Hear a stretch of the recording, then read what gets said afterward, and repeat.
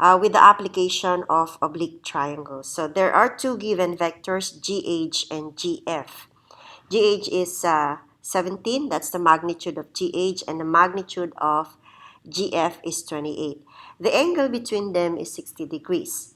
Now we're asked to find the magnitude of the resultant vector. So to do that, we illustrate our problem first. So if you have GH and GF, it means that the point that's common to both segments is G. So this is G.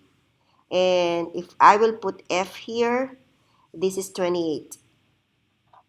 Okay, and GH is a little shorter, but it makes like around 60 degrees with GF. So let's say that is 17 approximately. So that's 17. Now, when we do the resultant vector, that means we need to create a parallelogram out of this. Okay, so how should we do that? Of course, we need to reflect this towards that point. Okay, let's just extend it. And then we will reflect this to the other point. All right? So that is our parallelogram. So our resultant is here. That would be from G to this point.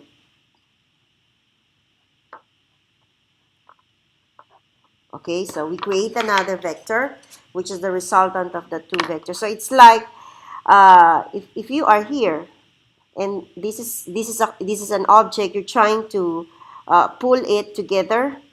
And what is the resultant that you will be creating? That's actually like some interpretation of applied problem to it. So you have 17, you have 28. This is supposed to be 60 degrees, and in the properties of parallelogram, you have two pairs of congruent angles and two pairs of parallel sides. So if this is 28, this is also 28, and this is also 17. So in this situation, you actually have to choose which triangle you would like to make use of in order for you to solve the resultant, whether it's here or here, it doesn't matter.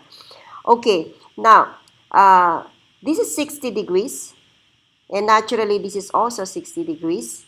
And because this is a parallelogram, it means that the interior angles will be equivalent to 360 degrees. So you have 120 if you take the sum of this. So what's left between the two is 240 degrees. Since these two are equal by virtue of the properties of the parallelogram, we will divide 240 by 2. And that gives us 120. So each of these is 120 degrees.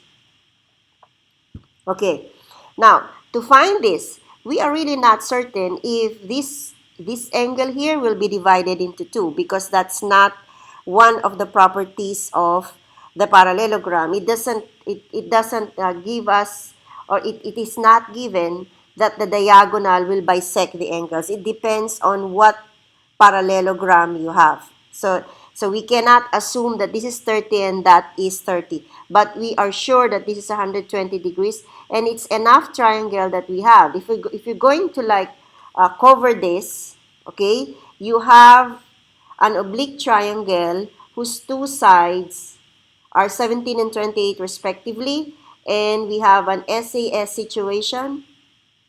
Okay, so that side angle side. It means that we can make use of the cosine law to find our resultant, because this is now our x. So therefore, to find x, let's say we name this as I. Okay, or we can actually place ABC for us not to be confused, because we are using ABC for our cosine law. So let's make use of ABC for our endpoints. So we are trying to find small letter b.